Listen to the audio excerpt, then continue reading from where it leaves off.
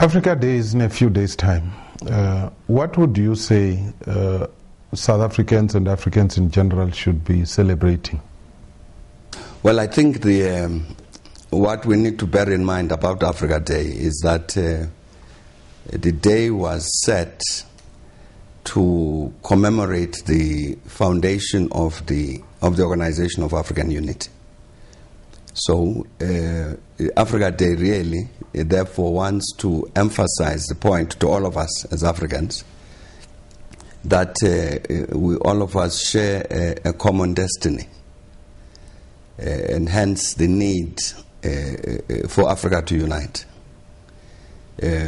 because we need that combined strength in order to ensure that all our countries succeed in terms of development, plus that we need that combined strength to ensure that Africa occupies its rightful place among the nations. So when we celebrate Africa Day, I think we want to renew this pledge to work towards the unity of the continent, to work towards common action to address the challenges that face the continent, challenges of democratization, challenges of peace, challenges of the struggle against poverty and underdevelopment, and that we need to use this day to assess where are we now with regard to those challenges, where are we with regard to advancing towards this level of integration on the continent, which is really fundamental. It's fundamental to the success of our countries individually, and fundamental to the success of the continent collectively.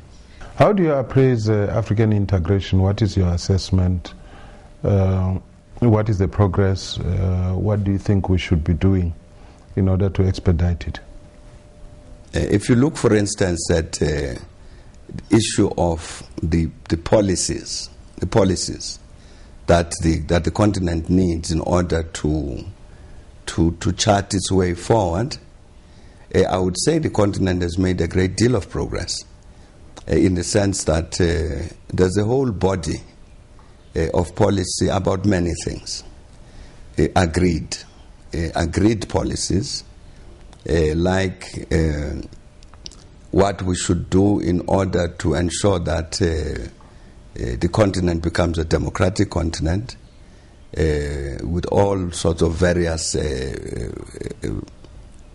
policies, ideas, means, and so on, to achieve that objective. Policies that address issues of peace and stability, including the institutions to advance that struggle for peace and stability. Issues that relate to the African economy, what needs to be done in order to achieve development, in order to fight against poverty, to fight against inequality. Policies that relate to the gender question, what to do about women's empowerment,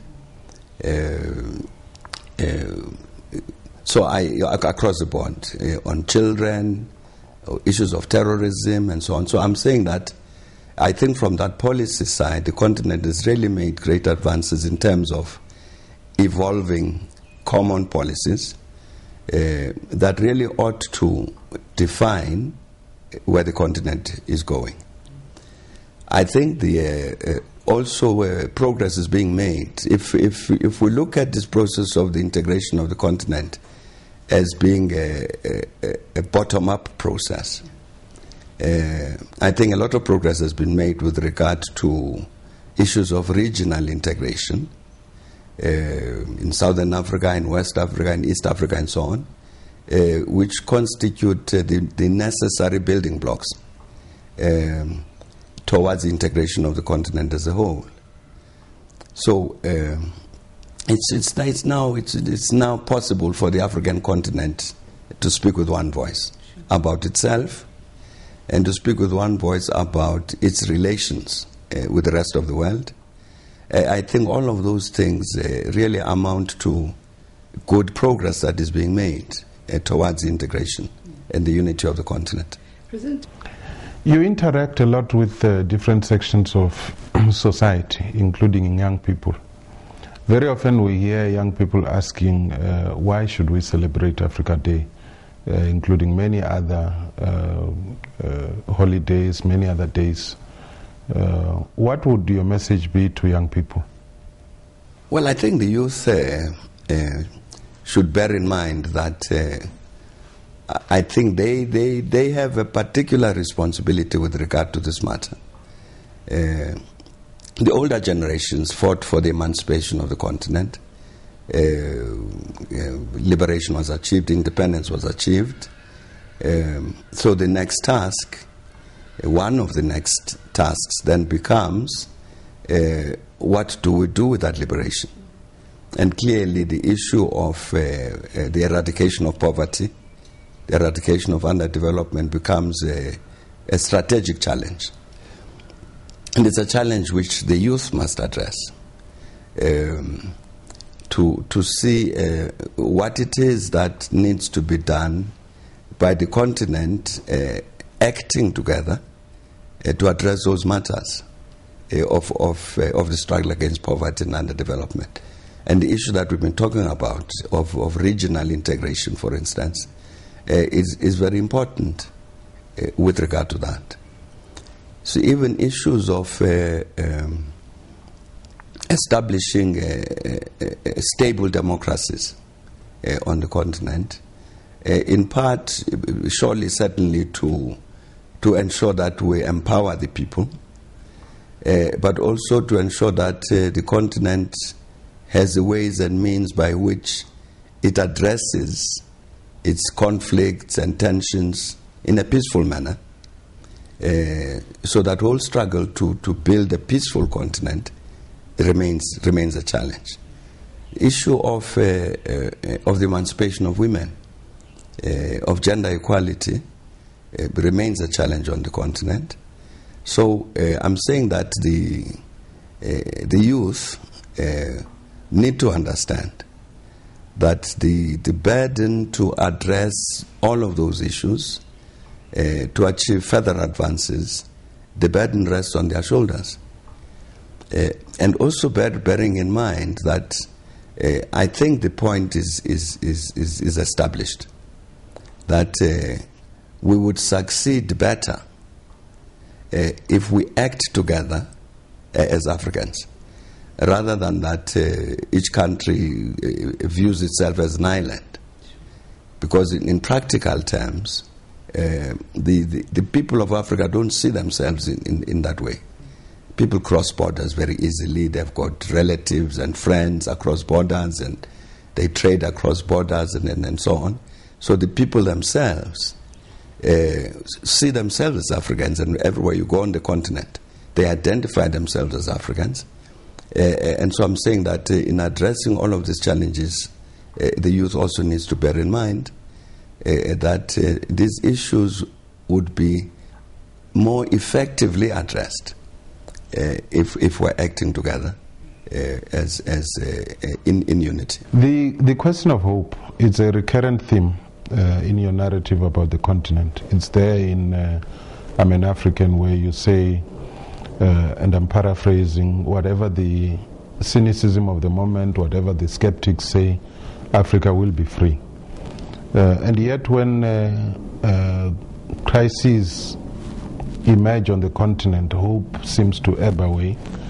How important is hope, in your view, to the ability of Africans to resolve our challenges on the continent? No, I think if I think we should have at all times be conscious of what is happening on the continent as a whole. You have these problems which erupt now and again. We're talking now about Cote d'Ivoire.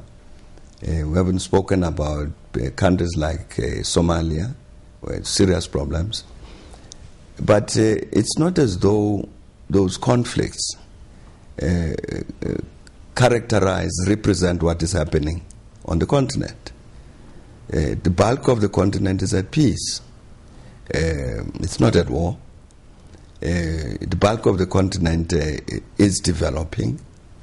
And indeed, you look at all manner of analysis that have been made. Everybody is saying, remarking about the way the African economies are recovering and growing. So I think what is happening on the continent must give us hope. If you look around the continent, you would see that there are so many positive things that are happening. But I think also, even if you look at this, we're talking now about Sudan. Where you get the Africans to engage these challenges, these African challenges themselves, you achieve progress. The negotiations going on now in Sudan to sort out all of these challenges of the country, these are negotiations that are being handled by Africans, by Sudanese, assisted by other Africans, and I'm quite sure that we will end up with positive outcomes. And again, I'm saying that very fact that as Africans we can engage our own challenges and solve them should also give hope to our people that whatever other problems we're likely to face in future, we do indeed have the capacity. We do indeed have the capacity to solve these problems. But I think if you look at the continent as a whole, the continent communicates a very, very positive message in all respects, with regard to issues of peace, with regard to issues of economic development, with regard to issues of democratization and so on. I think the continent is advancing. There is a better tomorrow that is coming, and that indeed we have the capacity to make that tomorrow better. The THABO MBEKI African Leadership Institute has invited President Ben Mkapa to deliver this year's annual Africa Day lecture. Why President Mkapa? We thought we should request President Mkapa to come and deliver the Africa Day lecture this year. Well, as you know, President Mkapa comes from Tanzania. We have a long history of relations with Tanzania. Ben Mkapa was one of the people who was brought up by the late Julius Nyerere and carries those ideas which Julius Nyerere had, carries them forward, reflects them in his own thinking.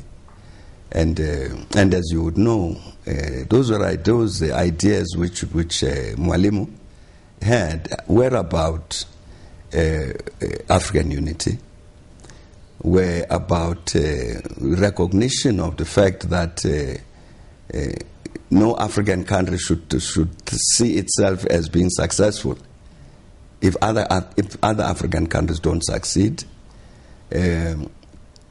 Very sharply focused on the matter of human upliftment, that what really we're about is people. Whatever the policies and the programs and the institutions and so on, you want to build a people-centered society. So, we thought that Ben Mkapa would be a very appropriate in terms of looking at all of those things and putting them in today's context, to say, given our actuality, the reality of today, what do we do to make sure that we advance that agenda?